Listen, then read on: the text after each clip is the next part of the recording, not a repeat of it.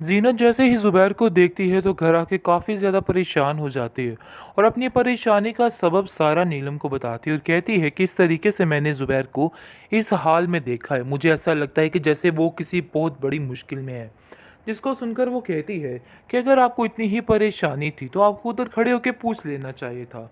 वैसे भी आपको अगर याद हो कि उन लोगों ने आपके साथ क्या क्या किया है, आपको दोबारा उस तरह का रुख नहीं करना चाहिए। जिसको सुनकर वो कहती है कि हाँ, मैं ये बात जानती हूँ, लेकिन पता नहीं क्यों मुझे ऐसा लग रहा है कि मुझे उस वक्त पूछ लेना चाहिए था कि माजरा असल में चल क्या रहा है। जीनत असल में परेशान तो काफ़ी है, लेकिन इस चीज़ का तज़किरा किसी से नहीं कर रही है। नीलम इस बात को समझ जाती है और कहती है कि मुझे ऐसा लग रहा है कि आप किसी गहरी परेशानी में मुब्तला हैं। जिसको सुनकर वो कहती है कि पता नहीं क्यों मुझे ऐसा लग रहा है कि मुझे इस वक्त ज़ुबैर का साथ देना चाहिए।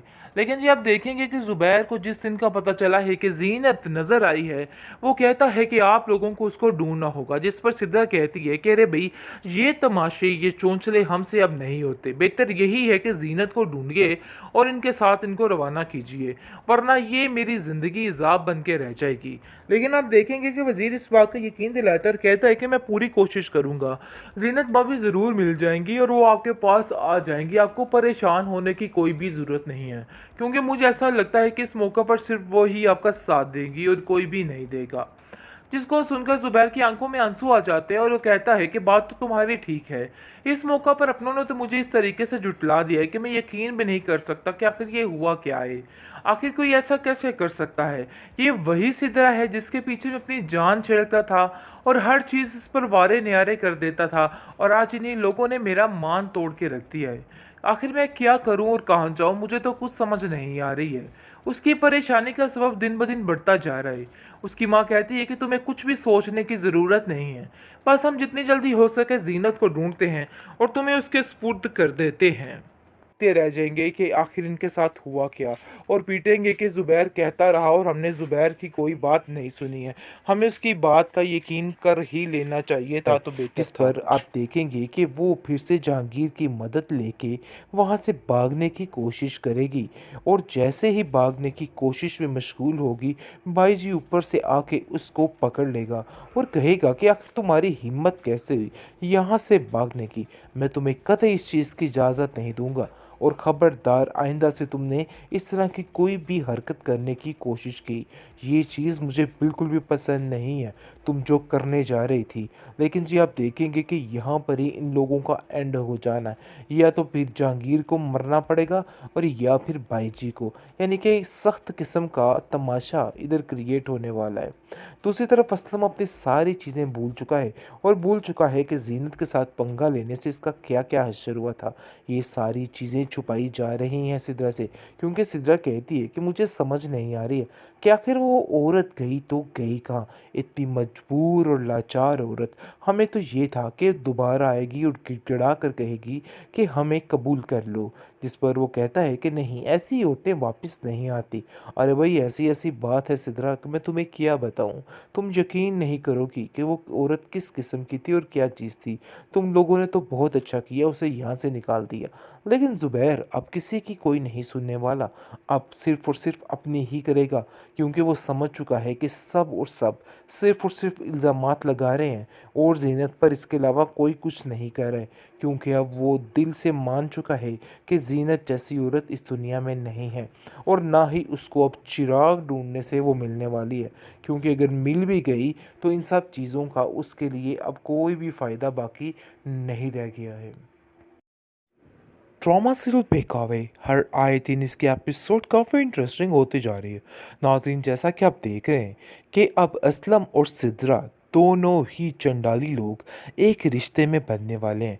जैसा कि इनकी मंगनी हो रही है और बहुत ज़्यादा सिद्रा भी खुश है और असलम भी खुश है।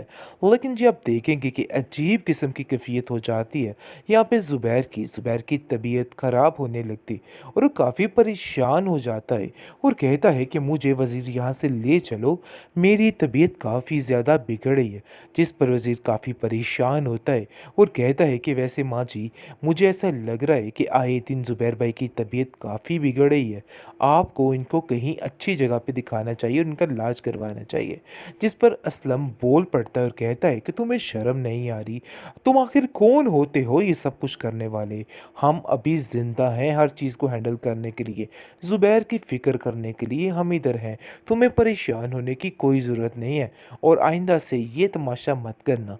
जिस जिस तरह आप देखेंगे कि सिदरा जो है वो भी बरस पड़ती है उस पर और कहती है कि आखिर ये अपने आप को समझता क्या है? मुझे तो कुछ समझ नहीं आ रही है कि कब तक ये इंसान इस तरह हमारे सरों पे मंडराता रहेगा। बहुत ज़्यादा गुस्से में आ जाते हैं सब, लेकिन जी आप देखेंगे कि ज़ुबैर उसको खामोश करा देता है और कहता है कि यहाँ पे कुछ भी बोलने का कोई फ़ायदा नहीं, इसलिए बेहतर यही है कि तुम बिल्कुल खामोश रहो। इसी में तुम्हारा भी भला है और मेरा भी भला है। इन लोगों ने जो करना है इन लोगों को करने दो, क्योंकि बहुत जल्द इन लोगों का हश्र बहुत ही घटिया और ख़तरनाक होने वाला है। ये इन चीज़ों को नहीं समझ पा रहे, क्योंकि ज़ुबैर ने तो इन लोगों को यानी ज़ुबैर को इन लोगों ने ऐसे दूध में मक्खी की तरह फेंक कर निकाल बाहर फेंक दिया है। कुछ समझ नहीं आ रही उसको कि आखिर ये क्या माजरा हो रहा है और किस तरीके से कोई ऐसे भी आंखें फिर सकता है।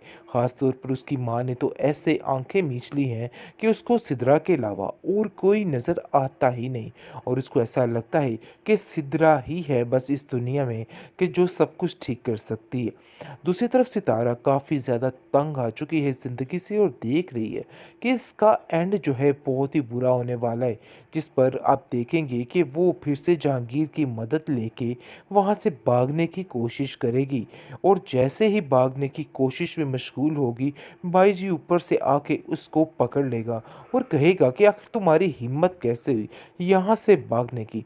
मैं तुम्हें कतई इस चीज़ की इजाज़त नहीं दूंगा और ख़बरदार आइंदा से तुमने इस तरह की कोई भी हरकत करने की कोशिश की, ये चीज़ मुझे बिल्कुल भी पसंद नहीं है, तुम जो करने जा रही थी।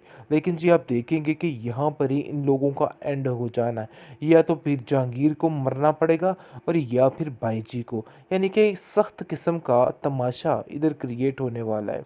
दूसरी तरफ असलम अपनी सारी चीज़ें भूल चुका है और भूल चुका है कि जीनत के साथ पंगा लेने से इसका क्या क्या हश्र हुआ था।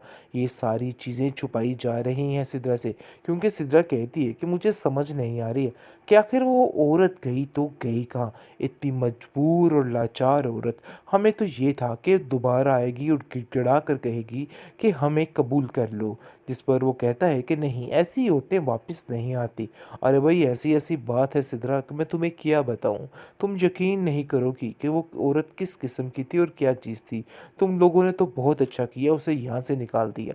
लेकिन ज़ुबैर अब किसी की कोई नहीं सुनने वाला, अब सिर्फ़ और सिर्फ़ अपनी ही करेगा, क्योंकि वो समझ चुका है कि सब और सब सिर्फ़ और सिर्फ़ इल्ज़ामात लगा रहे हैं और ज़ीनत पर इसके अलावा कोई कुछ नहीं कह रहा है, क्योंकि अब वो दिल से मान चुका है कि ज़ीनत जैसी औरत इस दुनिया में नहीं है और ना ही उसको अब चिराग ढूँढने से वो मिलने वाली है, क्योंकि अगर मिल भी गई तो इन सब चीज़ों का उसके लिए अब कोई भी फ़ायदा बाकी नहीं रह गया है।